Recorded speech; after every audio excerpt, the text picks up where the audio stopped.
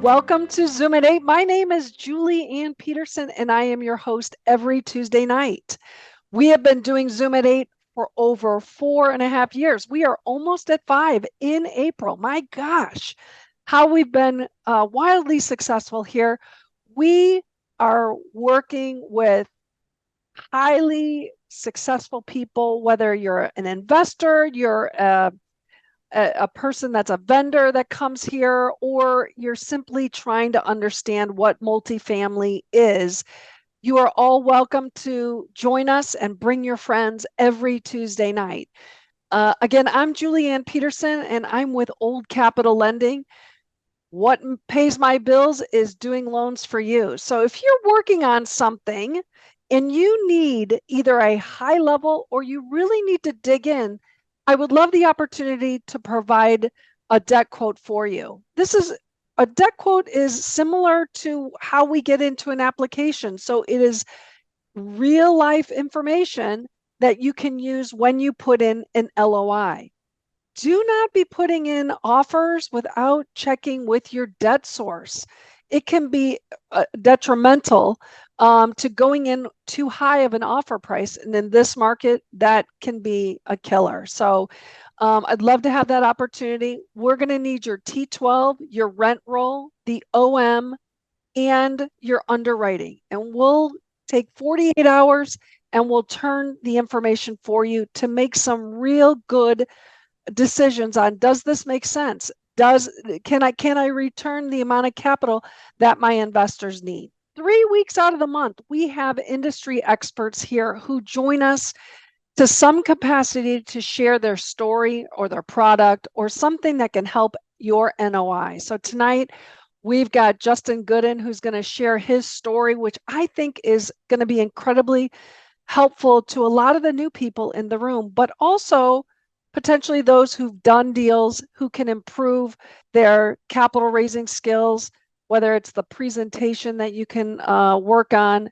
Justin has a lot of good information to share with you tonight. I am thrilled to introduce you to Justin Goodin. Justin has been in the industry since, 2017. He is the founder, CEO of Next Level Equity.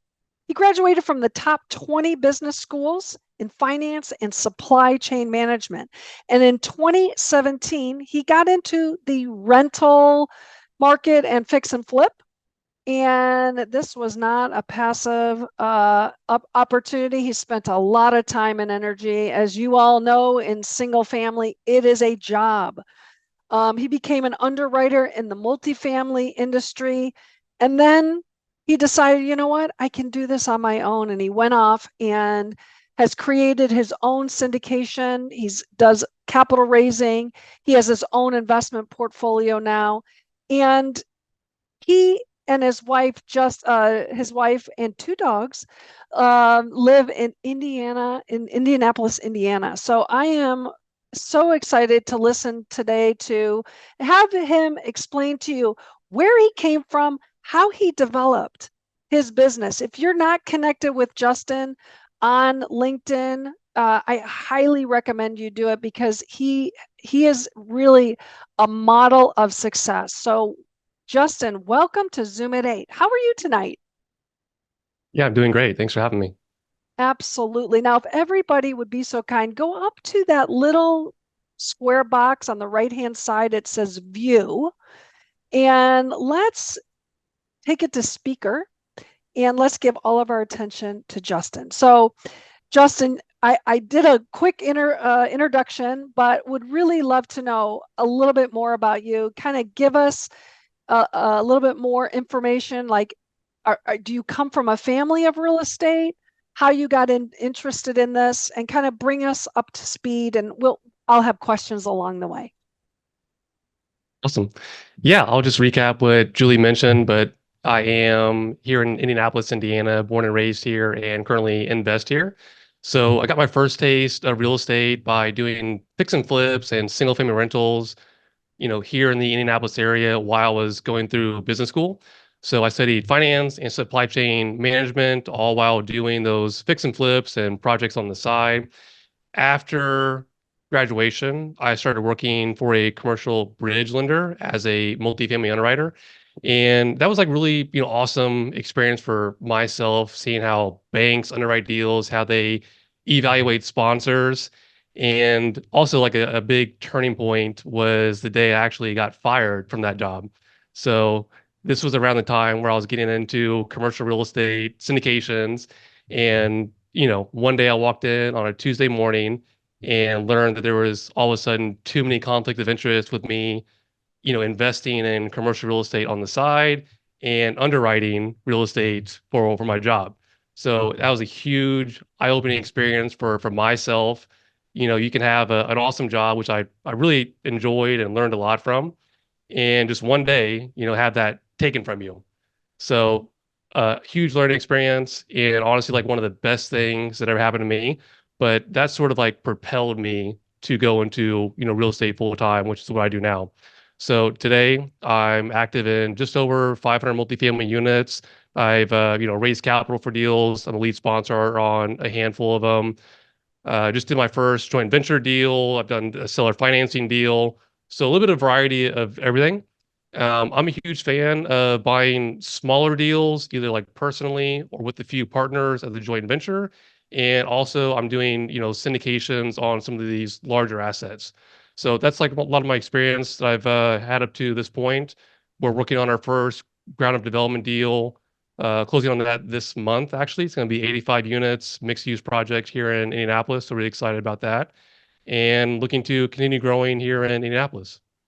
Wow, that is amazing. Such growth in such a quick amount of time. So I want to back it up a little bit and talk about how you found that transition from single family to multifamily, some of the struggles that you found, especially when it comes to capital. You probably were doing things on your own in single family. Now you have to build relationships. Now you have to call upon other people that you know, like, and trust.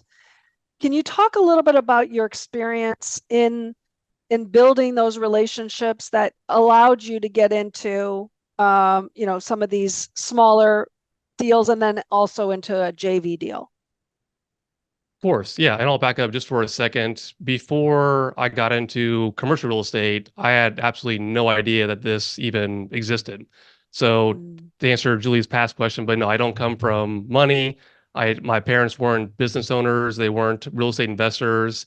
So I got the first, I guess, like idea of real estate investing and apartment investing from one of these single family houses that I was buying. So I had absolutely no idea what I was doing, but I asked the seller a question on the porch when we were looking at the property. And, I asked him the most basic question, why was he selling this property? And he mentioned he was liquidating all his assets to go invest in apartments, which I thought was crazy at the time. I thought you had to be an ultra millionaire to do that because he was also in college. He was my age, but yet he was selling off some of his single family houses to go invest in apartments. So that's like what kind of like threw me down this path to learning more about commercial real estate. I did that by reading a lot of books, going to virtual meetups like this, local meetups in my city, podcasts, taking people out to lunch, and really sort of just like immersing myself into this world. So a ton of relationship building, networking, going to events, LinkedIn, and creating a thought leadership platform is how I've really, built relationships and connected with people in this industry. Yeah, that is incredible. I mean, the amount of growth that you've had over the last 6 years, 7 years now, it just speaks to your hard work, your ethics. I know you got involved in another company doing some underwriting, I guess, for them. As an entrepreneur, uh, when you're in working for somebody else, it can be quite challenging if what you really want is to be on your own. How did you find that? I mean, after being on your own, then going to a multifamily company and then now going back out, how was that experience for you? Because you kind of had to probably have some guardrails that didn't allow you to be as maybe as creative as you had wanted to be or had hoped for. So for those people in the room that are looking to maybe go work for a company, how was that for you? How was that experience for you, and what can you shed the light on for some people here?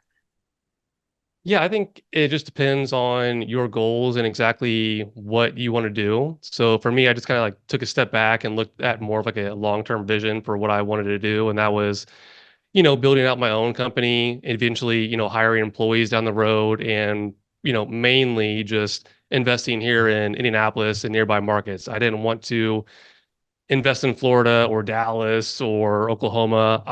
I'm here in Indianapolis and I want to be like laser focused here in Indy. So for me, my goals, what I wanted to do, where I wanted to invest, it really just made more sense for me to kind of, continue on my goals. Yeah. So let's talk about Indy. Obviously, you're from there. You know exactly, and this is really the how a lot of people do. They want to stay close by their homes. Unlike myself, I bought in San Diego County, and it was extremely challenging just because obviously California. But you're in a really great position that you know the area. You're from there. You don't want to leave. So kind of walk us through some of the reasons why you stay in Indianapolis. What are the fundamentals that you like in multifamily in Indianapolis? Yeah, great question. So Indiana as a whole has just been, extremely stable, very consistent market. So even like when I was working for the bank towards the end, like during like the COVID years, like the world was coming to a crash. Nobody knew what was happening. It was just going crazy. When I was an underwriter, we still had sponsors that were investing in multifamily in Indiana, and they were still executing their business plans. They were just still getting rent increases all through COVID when the whole world was coming to an end. Like there, that was still, I'm sure some properties kind of fluctuated, but for the most part, these properties here in Indiana were still cash flowing, still doing renovations, still getting rent bumps. So, the Midwest historically has always been just a very stable, very consistent market. It's very business friendly, very landlord friendly. And we just have, a lot of different major employers, Fortune 500 companies, and it's just been a great place for, commercial and residential real estate. Yeah, absolutely. And we're seeing that trend just exploding right now, staying in the Midwest. Folks, if you're thinking about, hey, I want to stay in Florida, or I want to look at, you know, Houston or South Texas, you have to remember the fundamentals are there except for the expense ratio is huge right now with insurance. It's huge, and taxes. So maybe you could talk to us a little bit about Indianapolis. Do we have tax issues there? Do we have any insurance issues? Tell us more. What are you finding on expense ratios as a whole? Yeah, between 35, 45% insurance and taxes, I wouldn't say are an issue. I mean, they're definitely going Yeah, up. I mean, quite a bit right now, like everywhere. But I mean, compared to places like Miami, places in Texas, yeah, still well below like the averages you're gonna see out there. yeah. The flyover states, as they call them, the flyover states are really hitting home right now. So again, if you're thinking about how you can build your business, I highly recommend looking at the Midwest. Now, today, CBRE put out a document that talked about year over year vacancies. The numbers are going up in vacancies. And I was really interested, and I don't know if you've seen this, Justin, but the vacancy in Indianapolis is up 180 basis points. So last year, 22 actually, quarter four was at 5% vacancy. It's now up to 6.8. So I'd like to Interesting. be hearing from you. What are you experiencing? How are your Yeah, I mean, all of our vacancies? properties here are still above 95. So I personally haven't seen a huge drastic shift.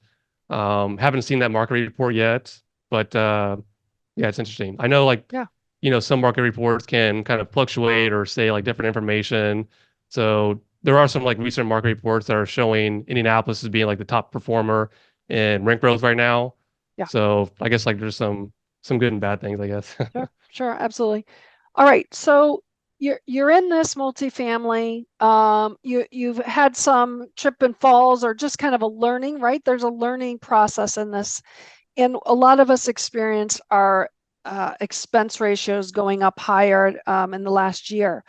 Can you share with us one or two or three things that you did on your properties to kind of reduce the expenses, whether, to improve your NOI, whether it was to do any smart technology or um, honing your skills with your property management company?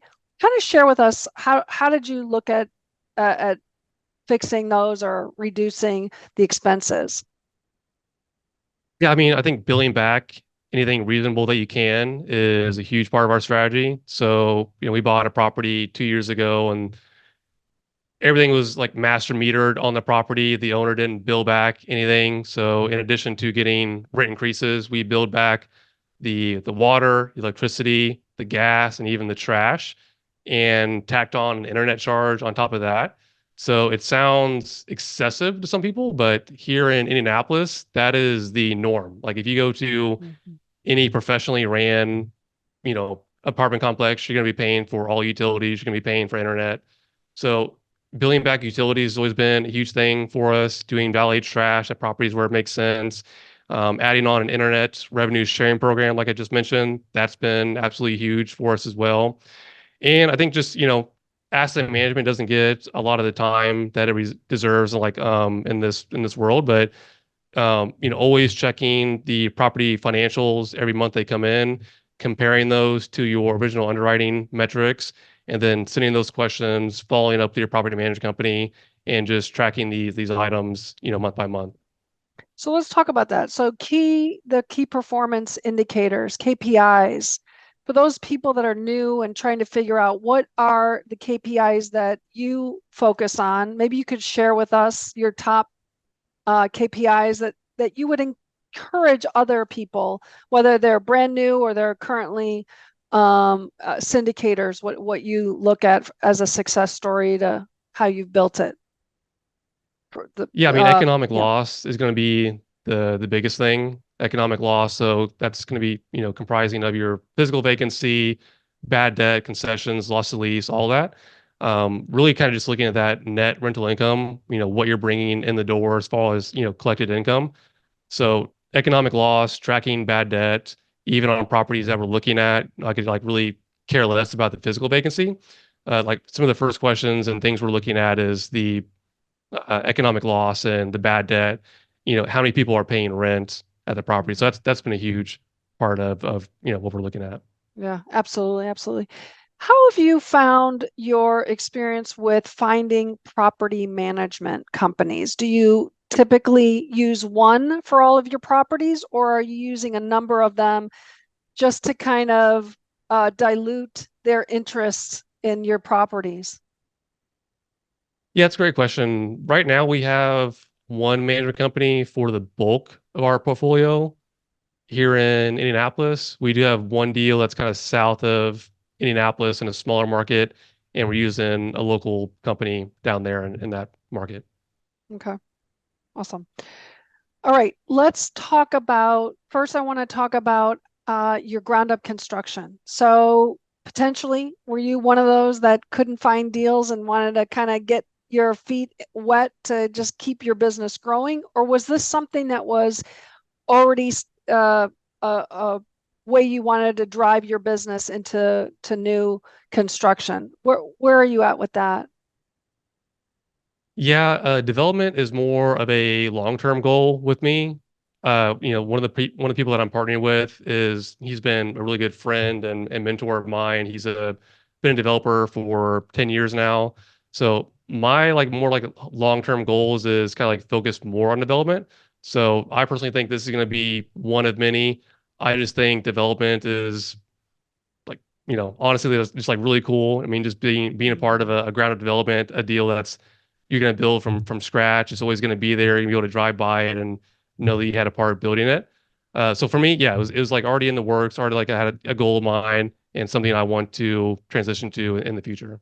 Well, I just love that you have a relationship with somebody who's been doing it for 10 years. That is the key, especially when it comes to lending, because we're going to want to make sure that your relationship that you've set with a contractor, with the developer, these people have the relationship with the city, right? That have done this type of project before.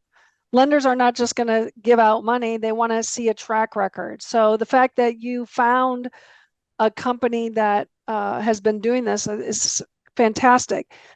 Can you tell us a little bit more about your ground up construction?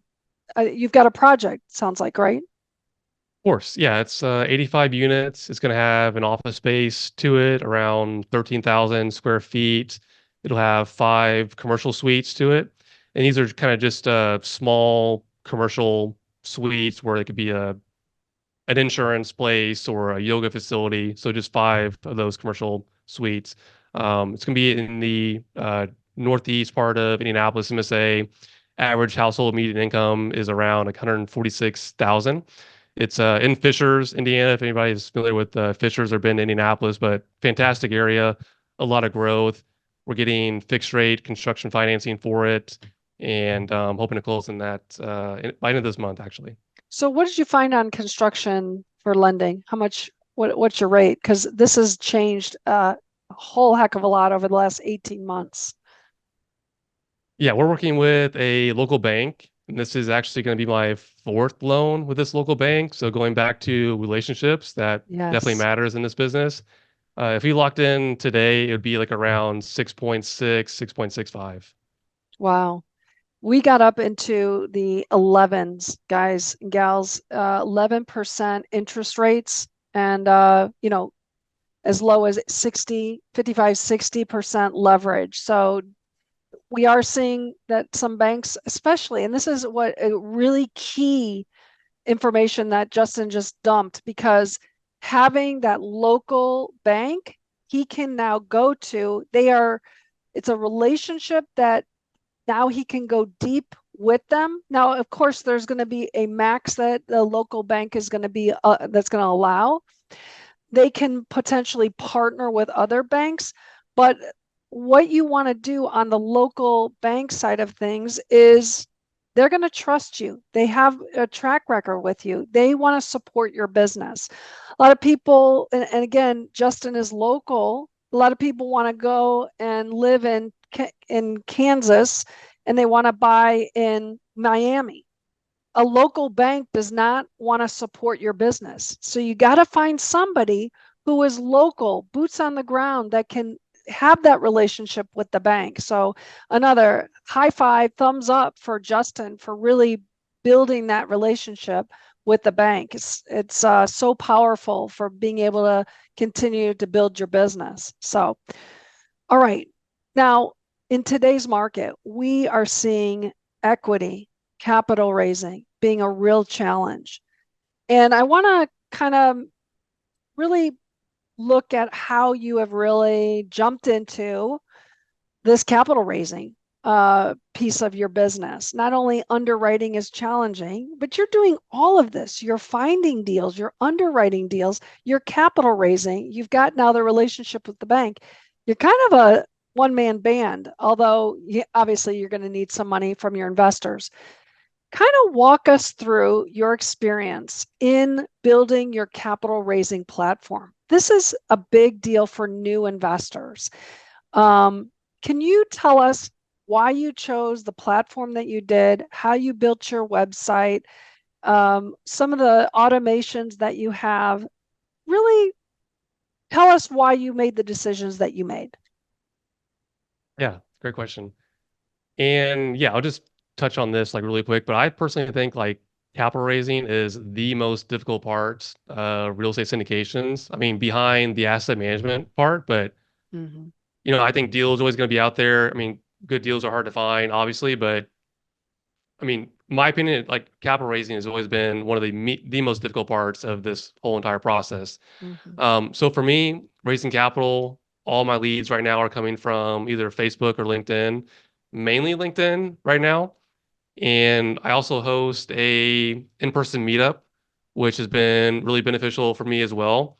I think just when people see you in person, people see your consistency when they can like shake your hand and just like talk to you casually in person. I just think that's way more effective than a social media post or an email or a newsletter. So for me, yeah, LinkedIn has been awesome. Monthly meetup has been great as well. So yeah, I'm really kind of just focused on, when I make a social media post, I'm just trying to like one, add value to the reader and just make it interesting. And I think when people read your post, when they see you post every day, when they see your consistency, they get curious and they reach out or they send a message or they'll download my ebook or they'll start, when after they download my ebook, they'll be in my email funnel and they'll receive my weekly newsletter that I send out on every Tuesday. So consistency is huge and just like not being, salesy, I guess, it's kind of been my strategy, like not going to people and just saying, "Hey, do you want to invest in this deal?" But like one, just like building a relationship first, and then like if something comes up, if you have a deal 2 months down the road, 6 months down the road, then that person like already knows you, and or just like less of that barrier. So yeah, about my website, I just do things to drive people to my website where they can sign up for a free 7-day passive real estate 101 email course. I have an ebook on there. And yeah, after people put in their name and their email, it'll put them through a drip campaign. And I personally use Active Campaign. So like for my 7-day email course, after they sign up, it'll send them one email a day for 7 days about this passive real estate 101 course that I made. And then after that, they're just in my email system. I send out a newsletter every single week just with stuff I'm working on, tips, real estate stuff, and they read my newsletter. I stay top of mind. And then interested investors, I have a separate email list. And anybody interested in investing in our deals, they join our investor club where I get on a Zoom call or a phone call with them. I talk about, their goals and what they're looking to get out of by investing in real estate. And then, when I have a deal, whether it's a, 5 or 6B or a C, then I communicate with those investors in my investor club about that deal. So, okay, so Active Campaign has been, great for your business. Do you also use a portal of sorts for your investors once they want to invest? And what do you use? I've used Syndication Pro and uh, Cashflow Portal like recently, but yeah, I've used both of those. Great. Yes. And Syndication Pro we've had on here, and Cashflow Portal will be coming again in April. So sit tight for that, you guys. There's so much that the software can help you with.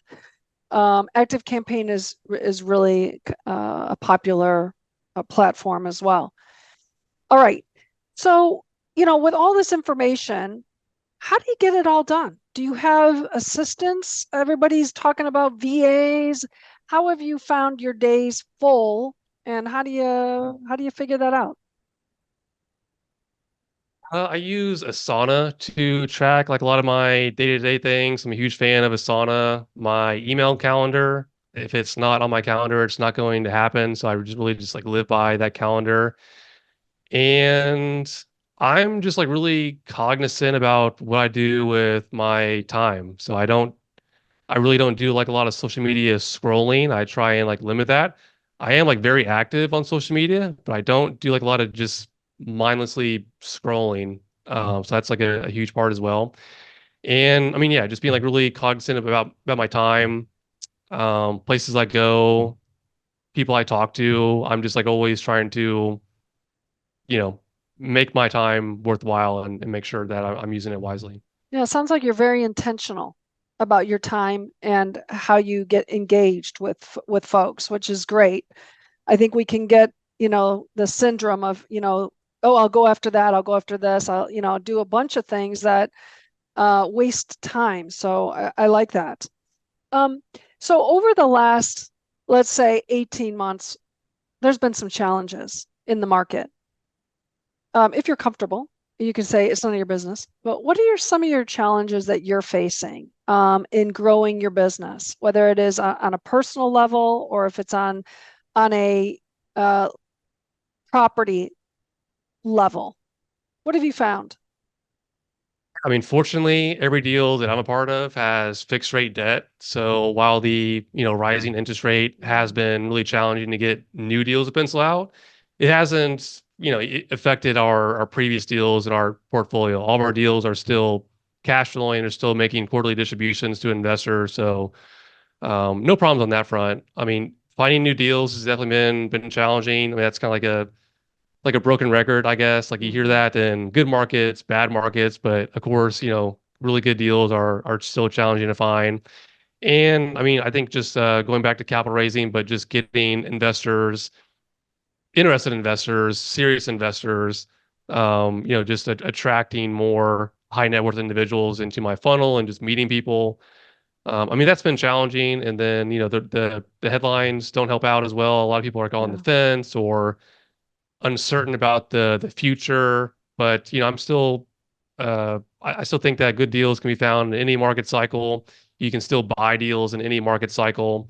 You just have to have, realistic underwriting projections, smart debt terms, great partners, and just buy in high growth markets. Yeah. Have you changed the way you're going after deals, as in smaller deals, younger properties, bigger deals? So how has that changed over, let's say, 2 years that you've been doing this? Yeah, after closing a handful of smaller deals, I still I'm open to smaller deals if it's a really good opportunity. Yeah. But I mean, for the most part, trying to focus more on larger asset sizes between, 50 and 200 units, really trying to, grow here in Indianapolis and, just buy a property that's larger and more like worthwhile my time. Definitely still open to the smaller deals. The smaller deals that we have closed on all worked out like really well and been going great. But, they just take up more time, as the same amount of time you're going to spend on a larger deal. So that's been something that's kind of changed for us. And yes, moving into like a newer vintage, trying to skip properties built in the 1970s. I won't touch like anything built in the 60s, and really just trying to stick to like really high growth areas of Indianapolis. That amazing. So, back 8, 10 years ago, syndicators they started out small and they grew their business. By the fifth one, a lot of people were getting into the 100, 200 units, 150, right? And that's what I like about you, Justin, is that you started out small. You didn't get over your boots. You really have worked slowly, and now you're working towards those larger assets. And I think it's really, uh, I think it's wonderful that you're doing that, and an inspiration to so many that you don't have to start at 100 units. You can start smaller, Definitely. especially if you're local. That's again the beauty of Justin, is he is living in his market. Now you may need to pick up your boots and go move to a market that you want to do business in. You could be really doing yourself a favor by picking up and moving. You just might be able to keep your eyes on those assets a little bit better. All right, so let me ask you, what are your words of wisdom for people in the room for building their business? What would you say for for those people that want to dream like you and be successful like you? What are your words of wisdom? So just like words of advice or something Yeah. I would recommend. So yeah, Yeah. the biggest thing I would say have a thought leadership platform. So have a monthly meetup, post on LinkedIn, have a podcast, a YouTube channel. You need something to stand out from the crowd, to show people that you're serious, to show investors that you're serious. When you reach out to a broker, there's hundreds of other people reaching out to the broker about the same kind of thing. So, I mean, you can be that guy where the broker says, "Oh, that guy is local in my city. He has a meetup that he does every month. He had me speak at his meetup last month." Or I see him post on LinkedIn every day. So, I mean, just doing things to kind of stand out from the crowd and, show people that you have that level of expertise and sophistication. So I would definitely recommend a thought leadership platform. Yeah, that's fantastic.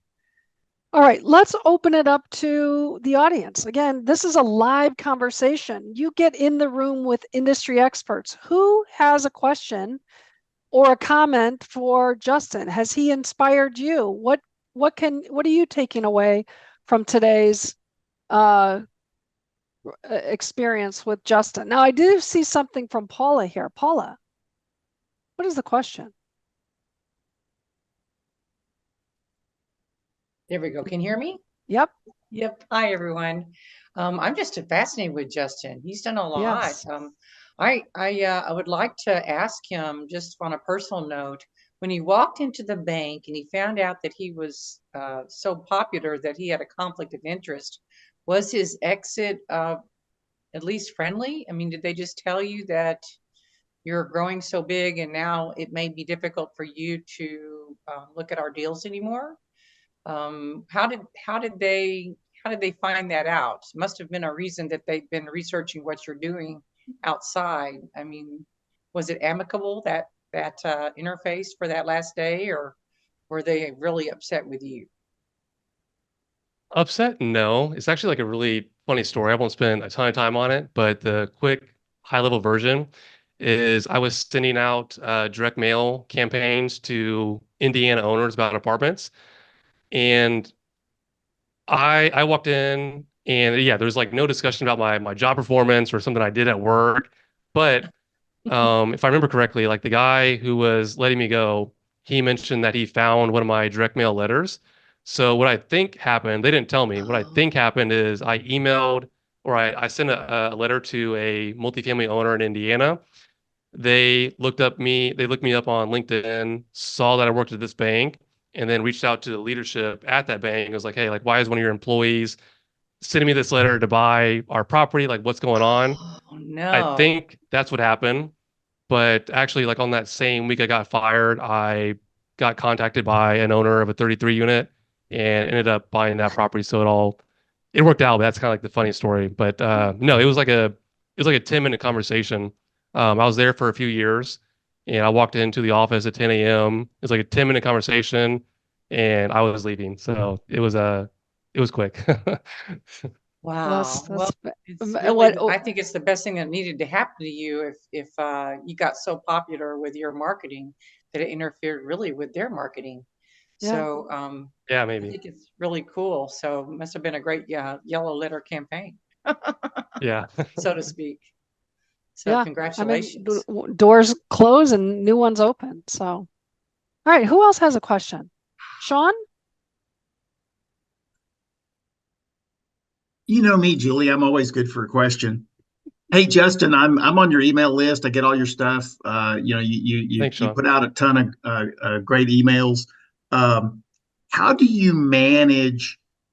Like sometimes you'll ask something and I'm sure people want to respond to it. How do you manage all of the responses that come back? Do you have a lot of automation that handles that? You got a VA? Or what's the deal? People like responding to my emails. Yeah. Just me. I don't get a ton of responses in the emails, honestly. Through like my newsletters, things like that. I don't get a ton of responses, but if I did, yeah, it would just be me. Yeah. It's a lot. If you're not doing a bunch of scrolling, there's a lot of extra time in your day, people. Social media takes up so much time. It's necessary to have your social media. And if you don't have social media, everybody should leave this meeting and write that on your calendar that you need to sign up yourself, develop a page, develop your own uh, awareness of it, and start linking to other people. It's what's going to grow your business. It's crazy to think that you can be a thought leader and you've only done it for a short amount of time, but people are listening. And So the content that you put out there has to be tight and has to have some good effort behind it. You can't be putting junk out there. So Justin, like we mentioned, he's got some great content, thought-provoking, really very valuable, I think, of what he's seeing in his market. So really connect with Justin. Justin, if somebody wanted to get a hold of you, whether it's to ask you a question or maybe invest in a deal, how would they connect with Next Level Equity? Yeah, you can reach out to me at nextlevelequity.com. I have some, free resources there. My email is justin@nextlevelequity.com.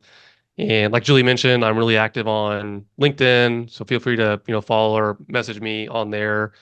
And if anybody's interested in multifamily underwriting, I did start a second company about 6 months ago where I built a few underwriting models from scratch and have a lot of free resources around multifamily underwriting, and also send out a free weekly newsletter on that every Saturday. If you want to sign up for any of that, it's on nextlevelfinancialmodeling.com. Well, that is fantastic. I didn't even know about that. So if you're not an underwriter and you don't have a model, I think this would be a great opportunity. I think Andrew Newman, you are looking for one. Connect with Justin. I think that's fantastic. Thank you so much, Justin. I appreciate that. We have a question. JR. Hey Justin, JR here, and it's funny because I just finished my last flip in Newcastle, Indiana, and then my market is actually just north of you in Kokomo. That's where I'm building my ground up development now. But here's the caveat: I live here in San Diego.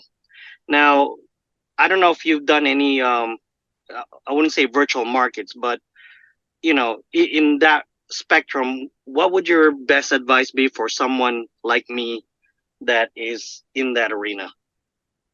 Find a local partner. That's gonna be like the best advice I could possibly give.